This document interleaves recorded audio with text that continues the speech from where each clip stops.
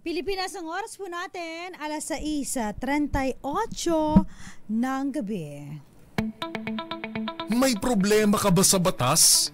Hihimayin yan ng kumpanyera ng bayan. Attorney Cheryl Adami Molina, si Attorney Cam sa Usapang Legal. Usapang Legal.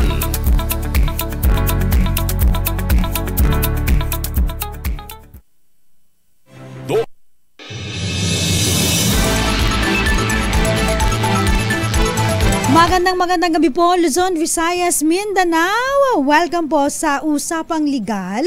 Kasama po ninyo, ako po si Attorney Cam, Cheryl Adami Molina. At syempre, kasama pa rin po natin yung mga laging nakasubaybay sa atin. Shout out daw po sa mga nanonood via social media platforms nationwide. Magandang gabi po sa inyo. At shout out din po sa mga nanonood, syempre sa ating mga cable channels. Thank you so much. At wag natin kakalimutan yung mga nakikinig po sa radyo sa may DZRH Talapihitang 666. Maraming salamat po sa inyo. Napakagandang pag-uusapan po natin ngayong gabi na to. May kinalaman po sa usaping suporta, no? Sa usaping vowsy. Ganun naman po lagi, kapag halimbawa hindi po nakakapag-sustento o kaya naman po ay hindi po nagbibigay ng sustento kahit meron namang kakayahan, o di kaya naman po nagbibigay ng sustento or magbibigay ng sustento pero merong mga hinihiling kapalit. Ito po bang mga ganitong senaryo, maaari po bang makasuhan ang mga kalalakihan, ang mga tatay po ng mga anak nila, yung mga misis na nauwi na sa hiwalayan, whether kasal po or hindi kasal. Sad to say, may mga relasyon na hindi nagkakatuluyan. Sabi nila, parang nagtikiman, tapos nagkaroon po ng supling, tapos wala na, parang nawalang bula itong mga lalaki. Ewan ko nga ba, may mga iba po dyan, hindi natin nilalahat, natatakot sa responsibilidad, o kaya naman hindi pa sila handa, o kaya naman ayaw nilang akuin bagamat ang responsibilidad, o kaya dun sa anak, kasi nga sasabihin nila na hindi naman kanila, parang na-ghosting na yung mga kababaihan, or meron naman po na meron pang communication pero ang dami-dami pong mga kondisyon na kailangan pang sundin bago po magbigay ng sustento. Tandaan po natin na kapag tayo po ay nagkaroon na ng anak, both po nanay at tatay, meron po tayong obligasyon na suportahan ang ating mga anak. Ayan, ito naman po ay napapaloob sa family code. At even kahit wala po ito sa family code, in reality and in morality point of view, dapat naman po talaga nating sustentuhan ang ating mga supling. Tama ba yon, di ba? Si Joy Garimbao, good evening, nanonood po sa Michigan. At syempre, shout out din po sa mga silipin ko lamang po yung nanonood po sa ating DZRH Dos Compañeras Facebook page. Uy, kayo po ba ay sumasali pa rin po sa ating mga papromo, Tuloy-tuloy po ang pamimigay po ng ating kasiyahan, kaligayahan dahil nalalapit na po ang Pasko. Kaya naman yung mga iba po ay syempre binibigyan natin ng libreng Panoche Buena. Kung kayo po ay lagi nakatutok sa amin, abangan po ninyo, nag-iikot po si Sherwin Bata Alfaro at siya po ay nag-i-spot, nanguhuli po ng mga nanonood po, nakikinig, nakatutok, loyalist sa kauna-unahang radyo sa Pilipinas. Namimigay po siya ng cash at syempre pang Christmas basket. At syempre, yung mga, na rin natin, no, yung mga drivers natin, sabi nila pag drivers sweet lovers, inikutan po namin ng kanilang mga terminal, especially po dito po sa Metro Manila and Mega Manila. At kami po ay namimigay din po ng mga groceries. At syempre, kung sila po ay matawagan po ng ating DZRH News Desk, meron pong additional cash para sa kanila. So, ganun po ang pamimigay natin ngayong last quarter natin. Todo na natin to, no? Sana all gano'n, no? Yung mga tatay na merong supling kasi nasa malayong lugar, no? Kahit na hindi na maayos ang kanilang relasyon sa kanilang mga misis o kaya naman sa kanilang ex-partner, nagbibigay din ng pang-groceries tsaka cash, no? Suporta po para sa kanila. Violeta Zambrano, magandang gabi po. Charo Abraham, at sabi niya dito na kayo sa may Dos Compañeras, may alam. Ay, may lamang ang may alam. May alam. Maulan na gabi. Uy, kamusta na po, no? Especially sa mga kakilala natin, kapamilya, kaanak dyan po sa may Ilocos region, no? Naimbag nga rabi kada kayo amin. Sana okay lamang po kayo. Roxanne Costo, Moonbeats, Grace Recta, naimbag nga rabi po. Raymond Talon ng Laguna, Nenalyn Ano and Rico Bagisi. Ganun din po, shout out din po sa nanonood po sa atin sa DZRH News. Isang malamig na gabi, no? Kina Eduardo Narvaez. Ganun din po kay Jerry Sumagaysay, Michael Manalo ng Las Piñas, Magdalena Martin, Ivy Gutierrez, and sabi ni RJ, no? Good evening po, paano po if yung lalaki ay nagpo-provide naman tapos hindi binibigyan ng rights ng nanay na magkaroon ng araw sa anak niya, no?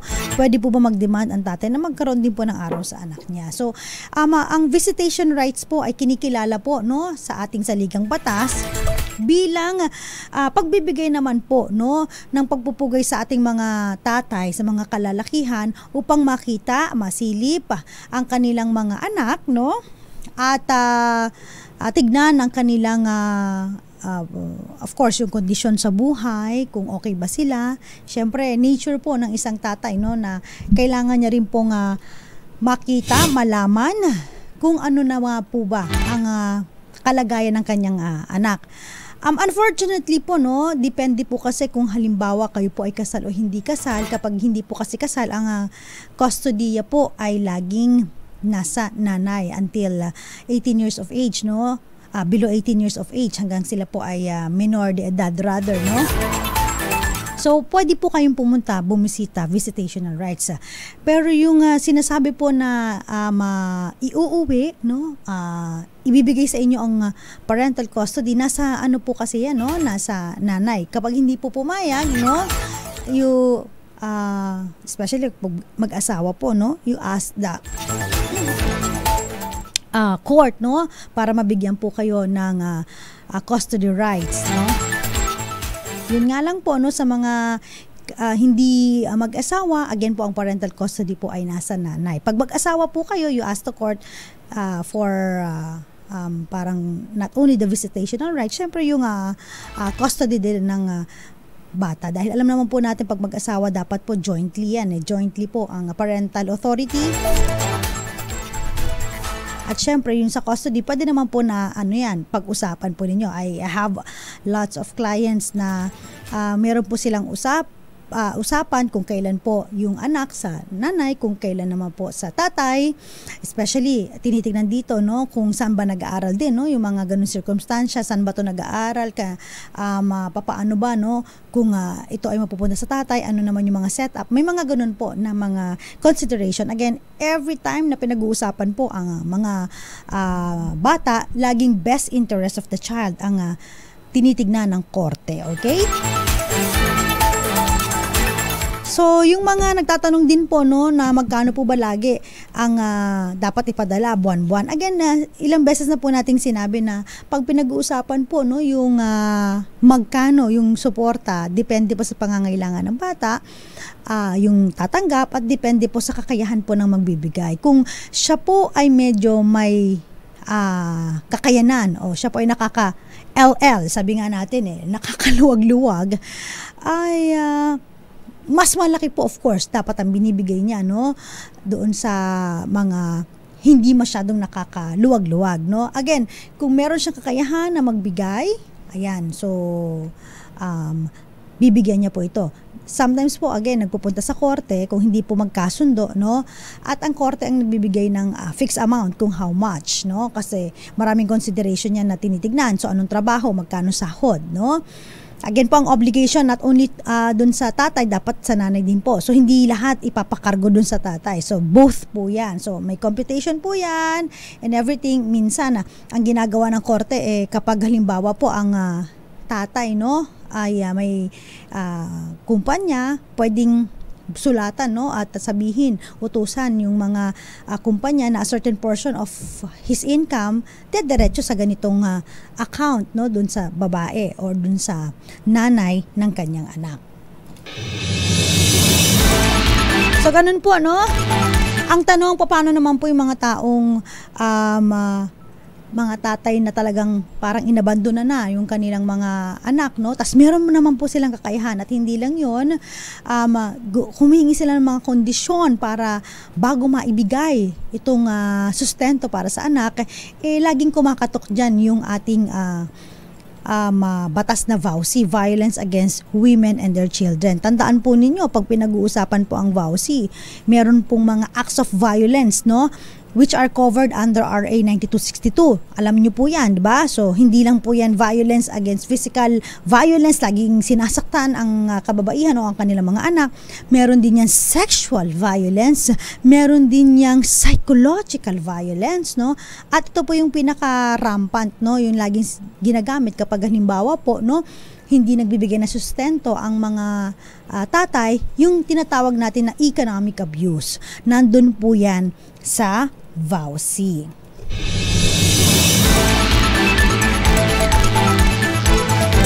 So, yung mga kalalakihan naman po, no, nagtatanong, bakit naman po kasi ganyan, no? Ayaw ipakita, no?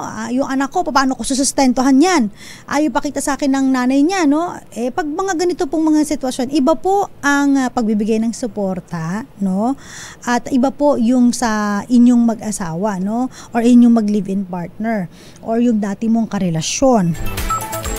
Dahil, no, pag sinabi pong suporta, kapag halimbawa sinasabi na, hindi ko hindi ko papakita sa'yo kapag hindi ka magbibigay. Mali yun on the part of the nanay. Makinig po mga nanay, ha? Nauna kasi yung emosyon tsaka bibig bago muna isipin ang kapakanan ng ating mga anak, no? Wag po ganon, no? Dapat laging iniisip natin, no? Minsan para makaganti ka lamang dun sa iyong ex-husband, ex-live-in partner, no? Sabihin mo, huwag mong makita-kita tong anak ko, ha? Bigay ka muna. Money muna bago makausap. Tandaan po ninyo, ang inyong mga anak po ay lalaki din yan, no? Ang dami ko na pong mga nakakilala na kahit magkahiwalay sila and then hindi pinapakita ng nanay ang kanyang anak doon sa kanyang tatay. Tandaan po ninyo, paglaki po ng inyong anak, no, hahanapin nila ang kanilang tatay. Hindi po kumpleto ang kanilang life kung hindi po nila makikilala ang kanilang ama, no? And then let them decide, no, kung ano ba ang karakter ng kanilang ama. May mga ganun pong mga sitwasyon, no? So, yung mga nanay po, again, kapag nag-require po na humingi ng visitation rights ang tatay, visitational rights, pagbigyan po natin, no? Ipasili po natin. Iba pa rin po kapag nakikita at may taga-subaybay, no, ang mga anak natin na nandyan po ang kalinga ng kanilang tatay. Okay. Yung violence against women and their children, marami po nagtatanong, ito po ba ay pwede po bang maging biktima dito ang mga kalalakihan? How about yung mga kababaihan? Pwede po bang maging akusado dito sa may anti-violence against women and their children? Okay, ang sagot po dyan, again, sa mga kalalakihan po, unfortunately, violence against women and their children, ito po ay dapat ang biktima ditong pinag-uusapan natin ay ang mga kababaihan at ang kanilang mga anak, mga supling, no? Pero ang mga akusado dito ay hindi lang basta kalalakihan, dahil sinasabi po nung batas na RA 9262, wala siyang distinguish na ang mga kalalakihan ay maaaring maging liable dito sa sa batas na ito dahil maaaring pwede rin po yung mga partner na kababaihan kung sila po ay nasa relationship na female-female, yan, no, yung mga lesbian, no, at sinaktan po sila, so maaari pong maging akusado ang isang kababaihan by birth, no, dito sa RA 9262 or Anti-Violence Against Women and Their Children. Okay? Attorney Cam, saan ba hanapin ang iyong account? Again po, I have TikTok account. You can search Attorney Cam. So, nagbibigay po tayo ng mga legal advice doon. Short form videos lang, mga 1 minute to 3 minutes na yung pinakamatagal, no? So, tayo po ay nagbibigay ng mga kuro-kuro opinion base po sa ating nalalaman. Ito naman po ay parang legal education, legal information. Basic lamang po ito. Mas maganda pa rin po na kapag may mga problema po kayo, usaping legal issues, consult po kayo sa mga abogado. Kasi in every circumstances and in every relaying of facts and evidences, laging merong mga ibang provision na papasok dyan sa ating batas, no? Lalo-lalo na, no, napakarami na po ng ating batas ngayon. And in fact, no, parang may mga batas po tayo na kailangan na rin pong i-update siguro, no? With the advent of technologies, no, medyo nabibehind ng ating batas. Sana hopefully ma-address ito, no, ng ating mga kongresista na siyang gumagawa, no, at nagpapasa. Mga nasa Congress, no? Including senators and House of Representatives para matutukan kung paano po ba makakapag-cope up yung ating batas dito sa mga technology natin, especially ang mga platforms po natin ay hindi dito nade-develop sa Pilipinas. Ito po ay nade-develop outside Philippine jurisdiction. Minsan ang hirap, no, na i-regulate yung mga ganito dahil wala tayong direct connection, no, dito sa mga ganitong platforms. Unless otherwise, no, i-ban siya, no, like sa ibang bansa naka-ban po yung mga ibang mga platforms na hindi po nila strictly ma-regulate. So may mga ganun pong sitwasyon na sana ay ma-address na po.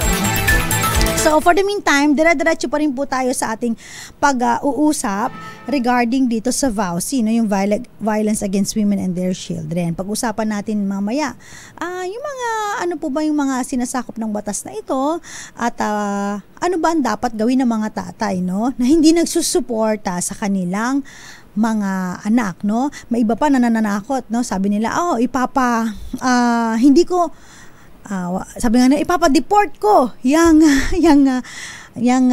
dati kong ka-live-in na hindi nagbabayad ng or hindi nagbibigay ng support sa aking anak. So pwede po ba yun? Magagawa po ba natin yun? Kung halimbawa sila po ay nasa ibang bansa, ipapa-deport nyo po, no? May mga cases tayo or mga naririnig na ganyan, no, sa mga kliyente natin. At doon din po sa mga masugid natin na taga-tanong doon sa ating TikTok account. Magbabalik po ang Usapang Legal, kasama pa rin po si Attorney Cam. Dito pa rin po sa DZRH. Una sa Pilipinas, una sa Pilipino. Oras po natin, 4 na minuto po bago sumabit ang 7:00 ng gabi.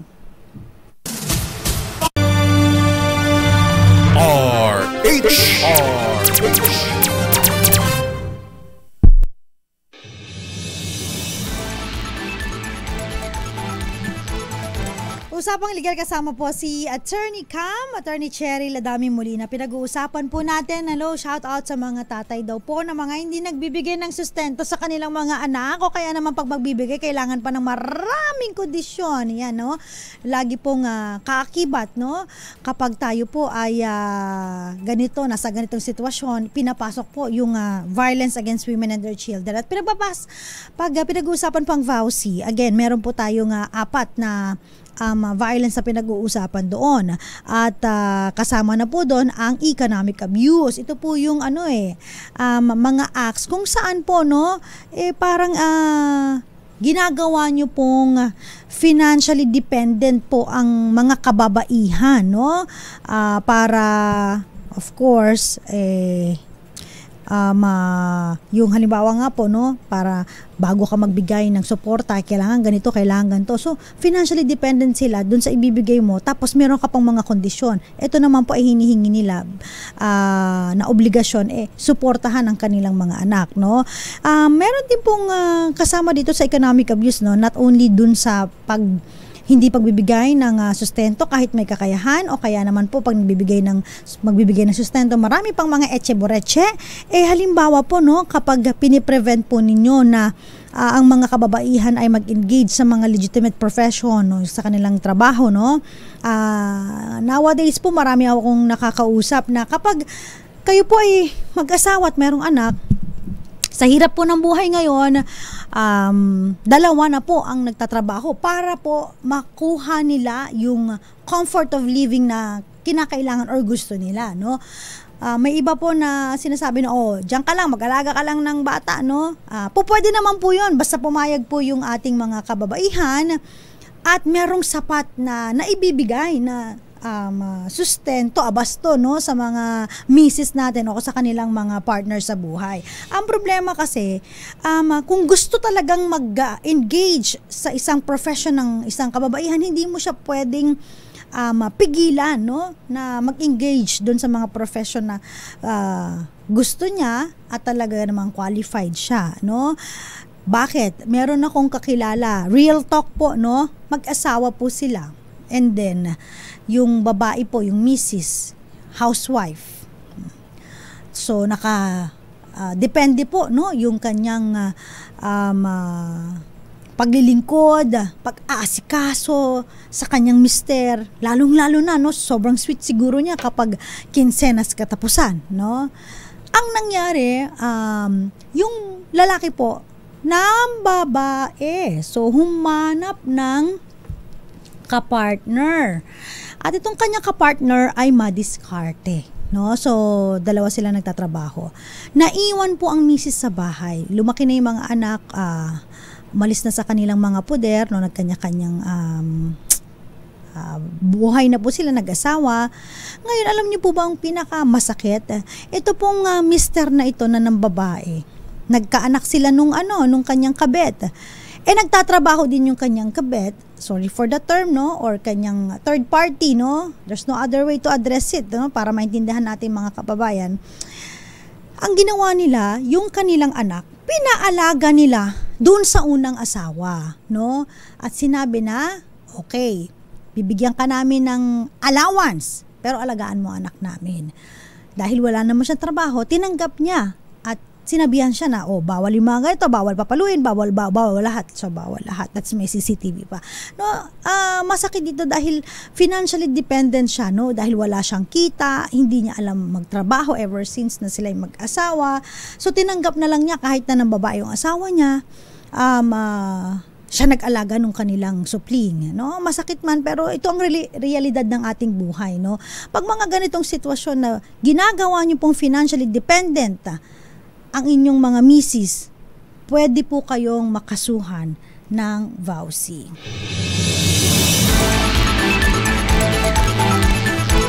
Another one, no, kapag halimbawa po, no, economic abuse, pinag-uusapan din po natin yan. Kapag halimbawa, kinokontrol po ninyo yung pera nung yung asawa na babae, no. Meron akong, dami ko kakilala, meron akong mga kliyente, mga real talk talaga, no? Yung babae po ay pinanganak na well-off. So, mayaman, no? Hindi naman siguro, may kaya, no? Nasa level B or C, no? Hindi naman ganun kayamanan, pero well-off, no?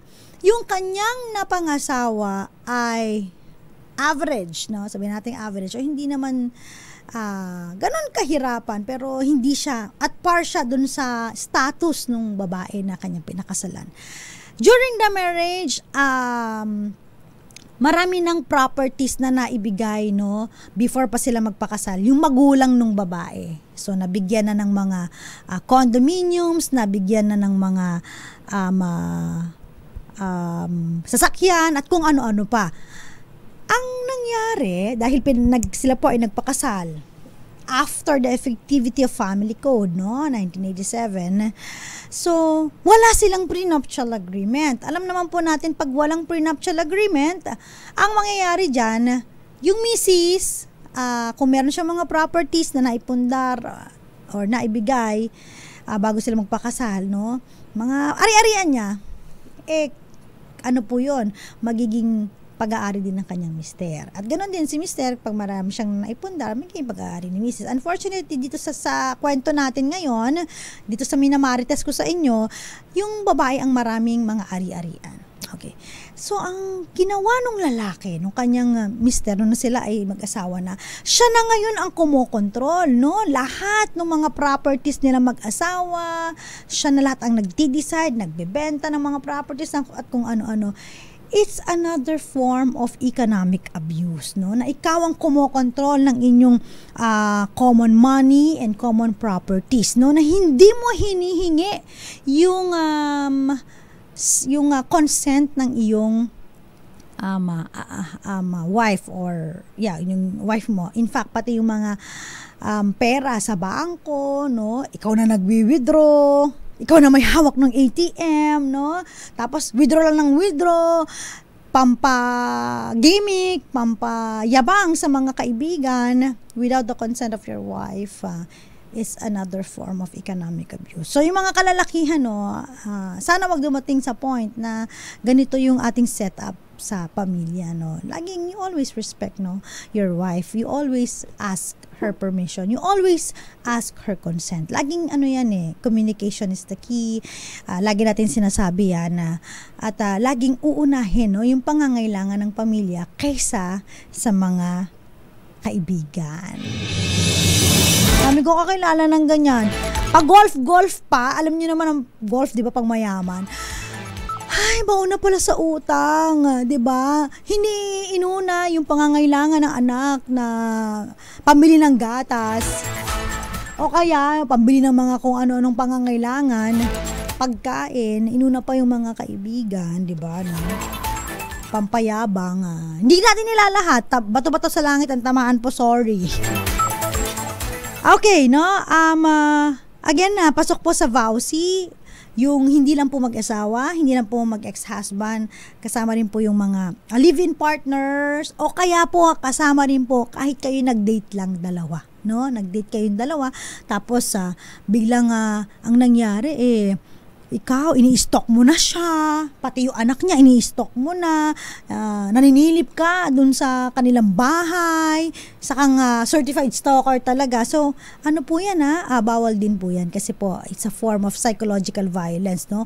Parang mayat maya, inaabangan mo sa paglabas ng kumpanya dahil hindi mo matanggap na kayo po ay naghiwalay. So, kapag nagkaroon po ng emotional suffering, ang mga kababaihan, yung mga dating partners nila, pwede rin pong makasuhan ng vowsy. So, laging baka naman it's time to move on. Okay, kasama na po sa psychological violence, pinag-uusapan natin yung causing mental or emotional anguish and public ridicule or humiliation, no? Kasama po dyan yung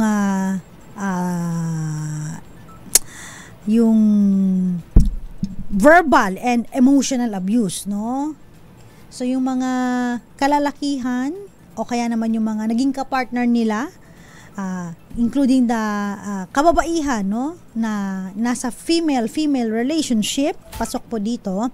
So, ito po yung mga titignan ninyo na mga provision ng batas ng vowsy, no, na mga dapat be aware of it at huwag nyong gagawin, no? Dahil medyo may kabigatan po, no, ang violence against women and their children. Kaya nga po ito isa sa mga sikat na batas, no, RA 9262, dahil sa reality ng buhay, laging may mga ganitong senaryo na nangyayari kapag hindi na po maganda ang pagsasama ng mag-partner or mag-asawa.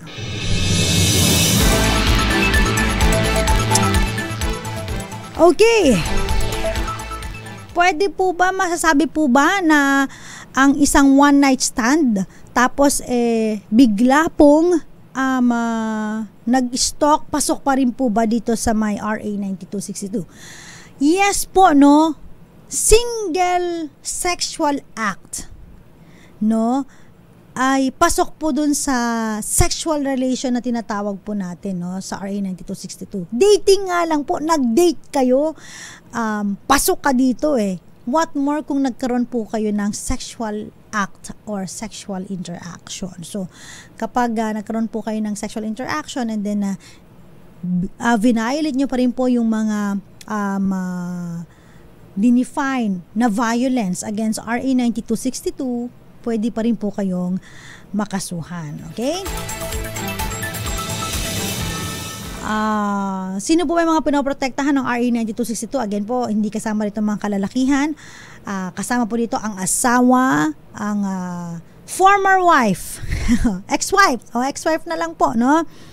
O kaya naman po, kababaihan na nagkaroon po ng sexual relation sa isang lalaki or isang babae, o kaya naman po, no, babae na kahit wala silang relasyon ay meron pong common child na may anak sila, o kaya naman po, no, kasama rin po dito, of course, pinoprotektahan, importante po yung mga anak po, whether legitimate or illegitimate po na anak ng kababaihan, protektado po ng RA 9262.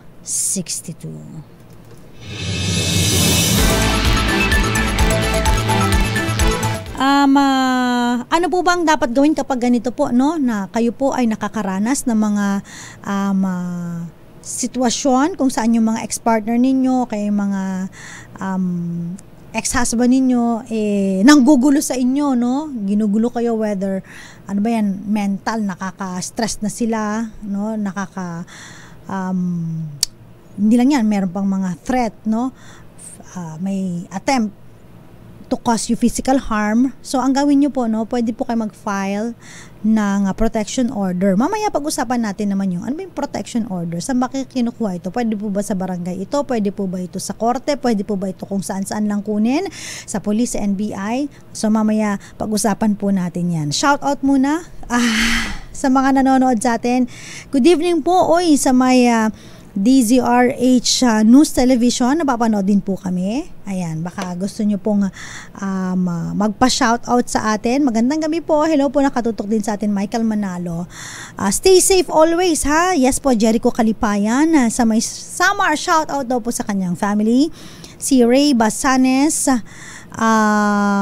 Silvia Quirino, magandang gabi po sa inyo.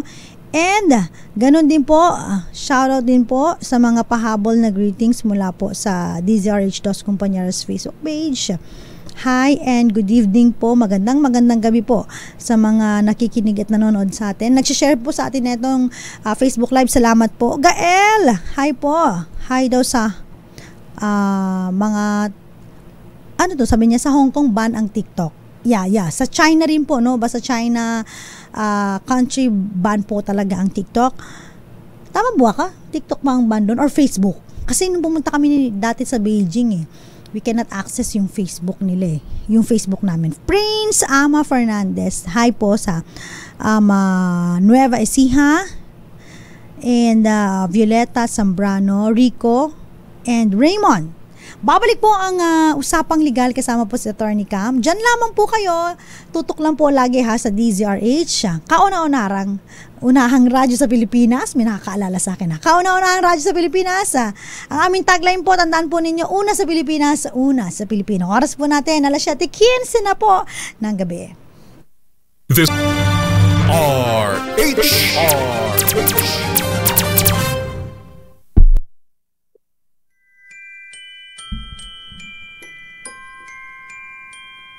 Grabe, ang bilis po ng panahon. Totoo ba to? 49 days na lang, Pasko na.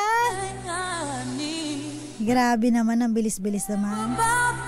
Excited na po kami mga bossing sa aming mga 13-month pay. Sana may mga bonus pa. Hi daw po sa mga miyembro ng SMP. Sama na malalamig ang Pasko.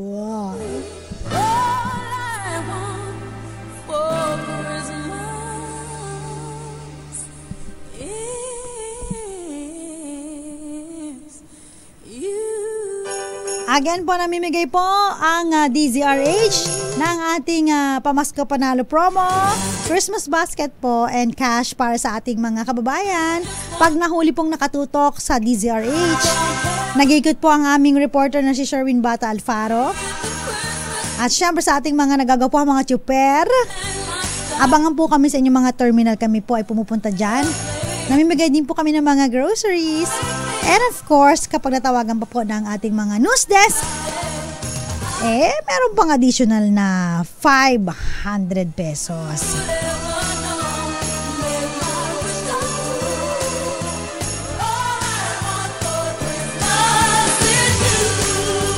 Okay. Eto na. Pagpapatuloy po natin ang ating usapin tungkol po sa may kinalaman sa RA 9262, usapang legal with Attorney Cam. May question po dito. Meron po kaming pamangkin. 20 anyos po. Siya po ay nabuntis po ng 34 years old na kanyang katrabaho. Nako po, pwede bang kasuhan daw po RA 9262? Alam niyo po, yung act po ng pagiging pregnant ng isang nasa tamang edad naman po, no? Ng single, tapos yung kanyang ang nakabuntis po ay isang married man, no? Hindi po siya kasi offense na dinefine under RA 9262. Again, tandaan po ninyo, sabi kanina, dapat merong physical, may emotional, may psychological, may economic violence. Had it been po na itong married man na nakabuntis ng 20 years old na kanyang office mate, ay meron palang kakayanan at hindi po siya nagbibigay ng sustento. Kaya pag magbibigay ng sustento, marami pong dinidemand. Kunyari, mag-resign ka sa kumpanya, umalis ka sa kumpanya natin para hindi tayo mabuko. O kaya naman, wag ka mag-exercise ng profession mo, diyan ka lang, ganyan. Parang ginagawa niyang financially dependent po yung babae. That's the time na pwede siyang kasuhan ng RA 9262. But the act itself, being pregnant by a married man, so hindi pa po siya papasok dun sa RA 9262, okay? Pwede po bang kasuhan ng mga LGBTQ ng VAUSI? Okay. Again po, kanina nabanggit ko, yung mga akusado na maaring akusado po ng VAUSI, yes po, pwede po, kapag sila po ay nasa female-female relationship at ang biktima pa rin po ay babae at ang kanyang anak, whether babae po lalaking kanyang karelasyon, pwede pong makasuhan, Okay.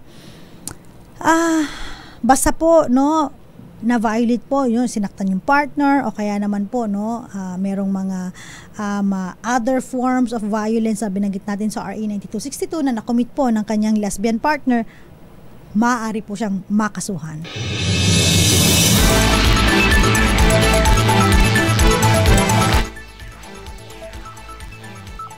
Kasi po, again, so, dun sa provision po ng RA 9262, dinefine po kasi na ang batas po doon, dinefine ang batas po doon na maaari pong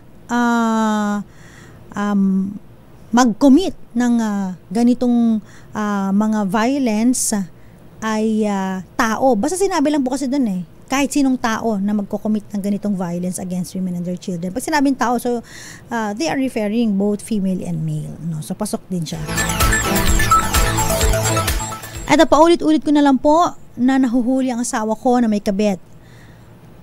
Tinutuhog? Ano po? Ang mga taga-barangay. Pagod na po ako.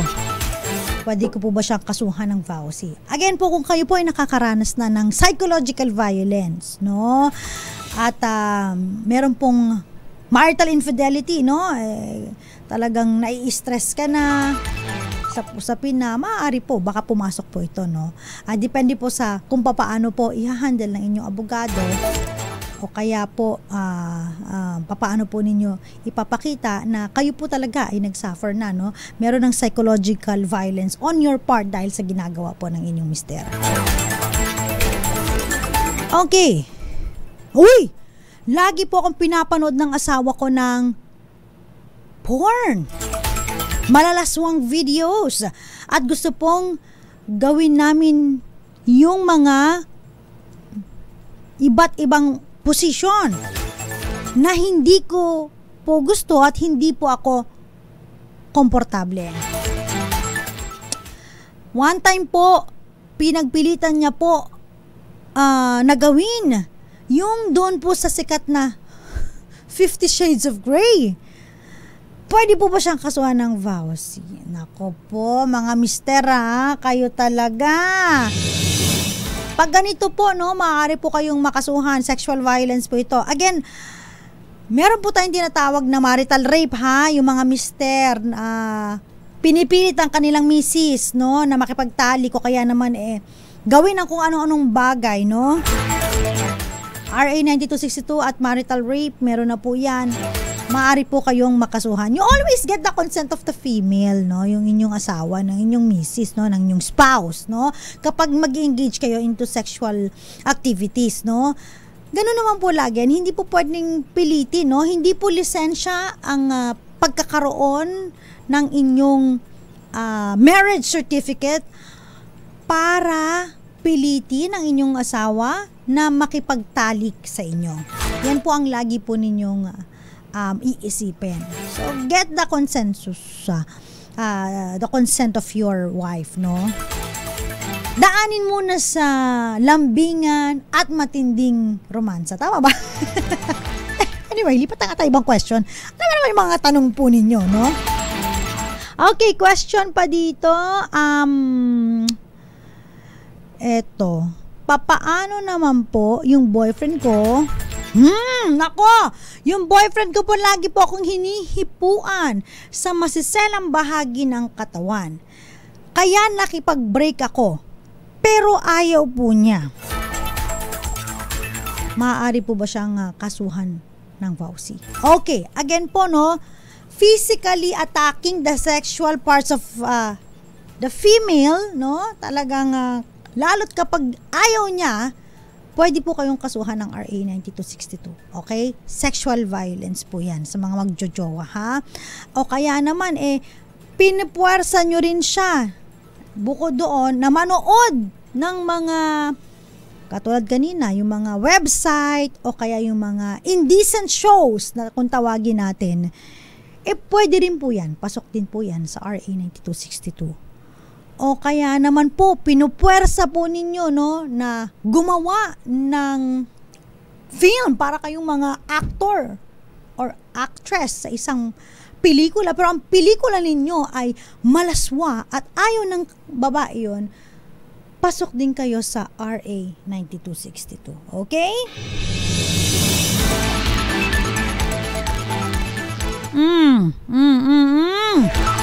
Pinipilit po ako ng kalivin ko na magsiping kasama ang napapabalitang isa pa niyang karelasyon. In short, dalawa po kaming gusto niyang katabi. Pwede po bang kasuhan to ng RA 9262? Okay. Kasama rin po ito, no, kapag pinupuwersa po ninyo ang inyong ka-live-in partner, lalong-lalo ng misis ninyo, no, na makipagsiping sa inyo at ayaw po ng inyong misis, kung may pumapayag ba doon na gusto, pwede po, sapul po kayo ng RA 9262. Again po, to engage in any sexual activity by force, puwersahan, threat, pananakot, physical or other harm, pasok po yan sa RA 9262, no? So, wag po ninyong gagawin yan. Okay. Paano naman po yung ex ko po? Ini-stalk ako gabi-gabi at lagi po ako napipilitan na sumabay sa office mate ko para hindi siya makalapit, na i-stress na po ako. Again, stalking, pwede po yan, pasok po yan sa RA 9262. O, ang dami nyo ng ay, yung kanina pa pala, yung sinabi ko na restraining order, no? Pinag-usapan pala natin. not necessarily restraining order, sorry. It's a protection order rather, no? Pag pinag-uusapan po kasi ang RA 9262, nandyan po yung protection order. Again, ito po ay ini-issue para naman po na maprotektahan ang ating mga kababaihan at ang kanilang mga anak dito sa mga nangaabuso sa kanila. So again po, meron po tayong barangay protection order na tinatawag natin. Ito po yung protection order kung saan ang nag-issue po nito ay punong barangay. Okay? At meron din tayong temporary protection order. Ito naman po yung ini-issue po ng korte, and yung kasama na po yung permanent protection order, no?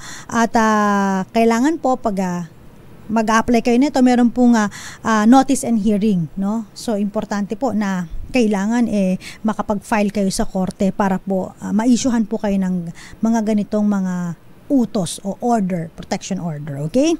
Ang bilis ng oras, ako'y magpapaalam na po. Maraming salamat po sa mga tumutok sa atin. Again, follow me on TikTok, Attorney Cam po. Hanapin niyo lamang po, ATTYCAM. At tuloy-tuloy pa rin po ang ating usapin tungkol po sa usapang legal. Every Mondays to Friday, 6:30 to 7:30. Pagkatapos sa usapang legal, usapang pangkalusugan naman po. Ayan, no? Talagang informative po ang mga programa dito po sa DZRH. Maraming salamat para sa DZRH. Ako po si Attorney Cam. Una sa Pilipinas, una sa Pilipino. Oras po natin, 7:30 ng gabi.